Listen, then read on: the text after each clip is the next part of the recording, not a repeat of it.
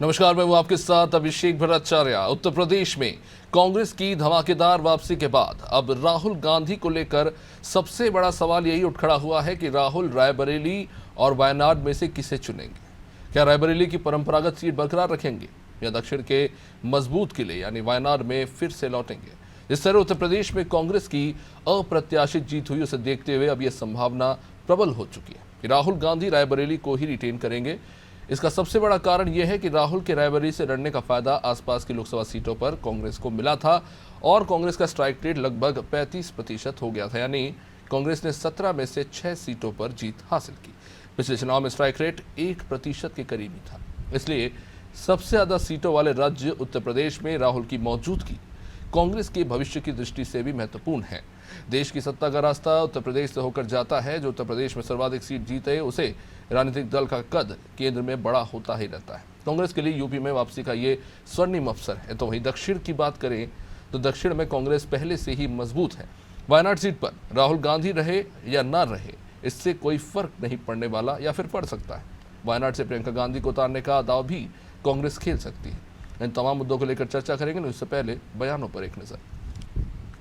रायबरेली से सांसद रहेंगे, वायनाड से सांसद रहेंगे, ये निर्णय उनको खुद लेना है, क्योंकि उन्होंने रायबरेली के साथ साथ अमेठी में भी इस बात को कहा था कि मैं एक हर वर्ग हर क्षेत्र के लिए काम करूंगा। मैं रायबरेली से भले सांसद हूं, लेकिन अमेठी के लिए भी वही काम करूंगा। रायबरेली उनका घर है, तो ये निर्णय उनको लेना है।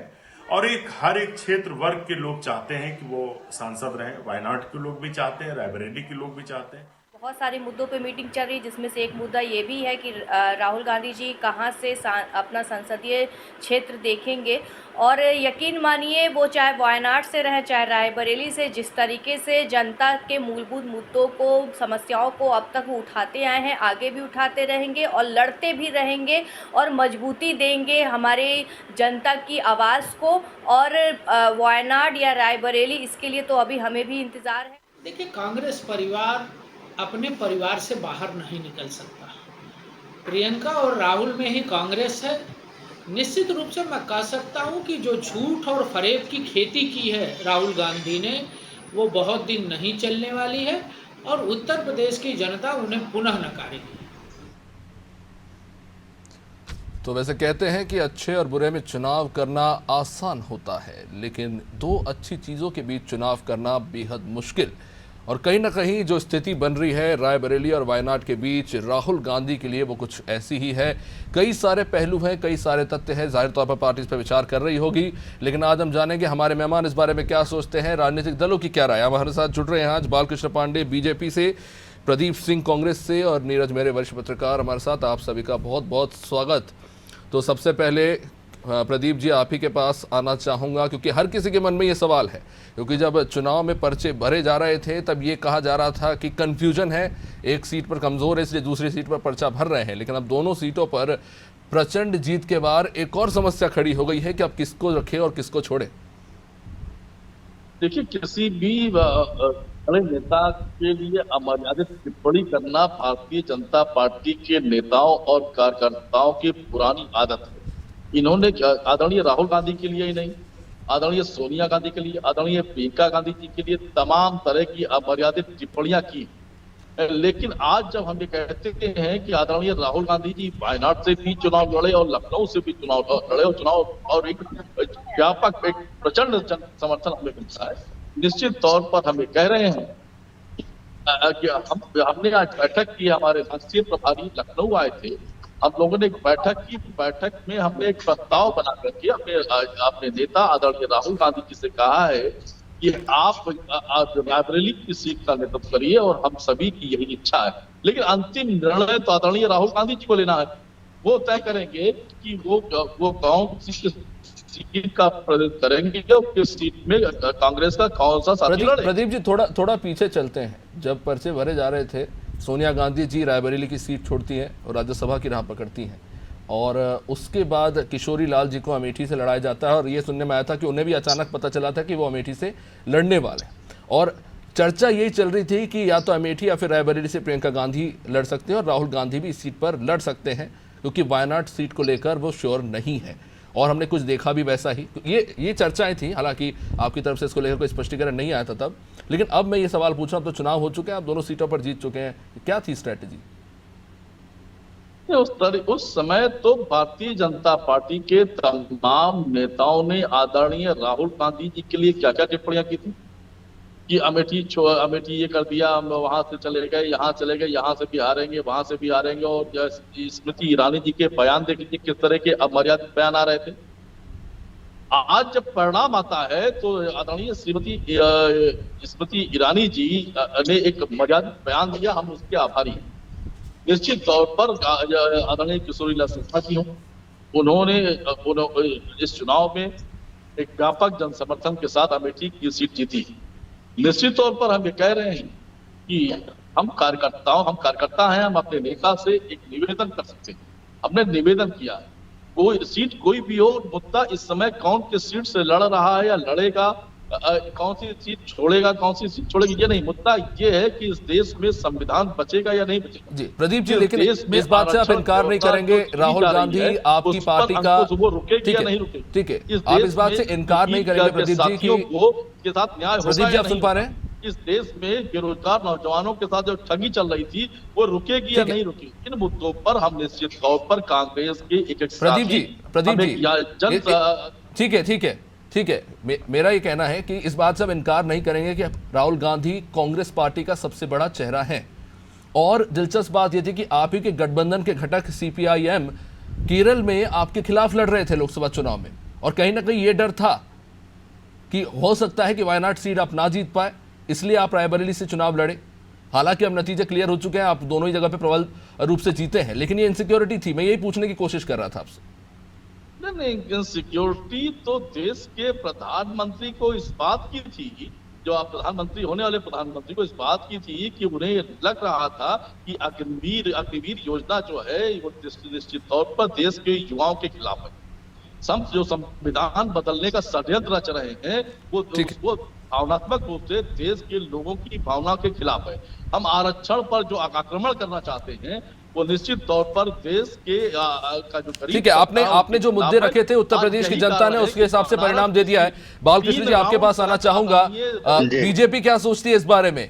कौन सी सीट छोड़ेंगे राहुल गांधी, रायबरेली या वायनाड, और क्यों? देखिए, मैं बता दूं कि आशंकाओं से घिरी कांग्रेस जो अभी भी 3 डिजिट पे नहीं पहुंच सकी है, लेकिन उसके वंशानुक्रम का जो अहंकार है, कहीं ना कहीं आपको कांग्रेस प्रवक्ता की जो भाषा है, जो इनकी हठधर्मिता है, इनके 3 चुनावों का परिणाम, अभिषेक जी अगर आप उठा के देखेंगे तो भारतीय जनता पार्टी को आज जितनी सीटें प्राप्त हुई हैं 3 चुनाव के परिणाम में, कांग्रेस को टोटल जोड़ लीजिए तो उतनी सीटें नहीं प्राप्त हुई हैं। यानी 240 सीटें पिछले 3 बार जो देश में चुनाव हुए उतनी सीटें इनको नहीं प्राप्त हुई है। आशंका से, वायनाड में हार की आशंका से ग्रस्त होके रायबरेली भागना या रायबरेली भाग के चुनाव लड़ना, अब ये इनकी अपनी पार्टी का निर्णय है कि वायनाड में रहेंगे, या वहां उन्होंने क्या बात कही थी कि हम वायनाड छोड़ के नहीं जाएंगे। यहाँ इन्होंने कहा, सोनिया जी ने कहा कि मैं अपना बेटा सौंप रही हूँ, तो अब रायबरेली के बेटे बनेंगे या वायनाड के बेटे बनेंगे, इनकी पार्टी का, इनका अपना स्वयं का निर्णय। बीजेपी क्या चाहती है? स्वाभिवेक है। बीजेपी क्या चाहेगी स्ट्रैटेजी के लिए? बीजेपी इस विषय में कोई मत ही नहीं रखती। बीजेपी की स्ट्रेटजी ये है कि इधर ही सी बात है कि मोदी जी तीसरी बार इस देश के प्रधानमंत्री बहुत मजबूती के साथ बनने जा रहे हैं, और ये अपना गाल पीटते रहें, अपनी पीठ थपथपाते रहें। अभी ये तो देश को गुमराह करने का काम जो इन्होंने किया है, देश अब ठीक से समझ रहा है ना, और ठीक से समझ रहा है। तो आप ये कह रहे हैं बालकृष्ण जी कि अगर मान लो राहुल गांधी रायबरेली की सीट छोड़ देते हैं तो बीजेपी को इससे कोई फर्क नहीं पड़ता, आप कोई प्रयास नहीं करेंगे, आप पहले ही हार मान चुके हैं कि आप इस सीट से नहीं जीत सकते, क्योंकि यहां से लगातार कांग्रेस जीतती आ रही है। जहां भी ये छोड़ेंगे, भारतीय जनता पार्टी बहुत मजबूती के साथ अपना प्रत्याशी लड़ाएगी और उसको चुनाव जिताने का काम करेगी।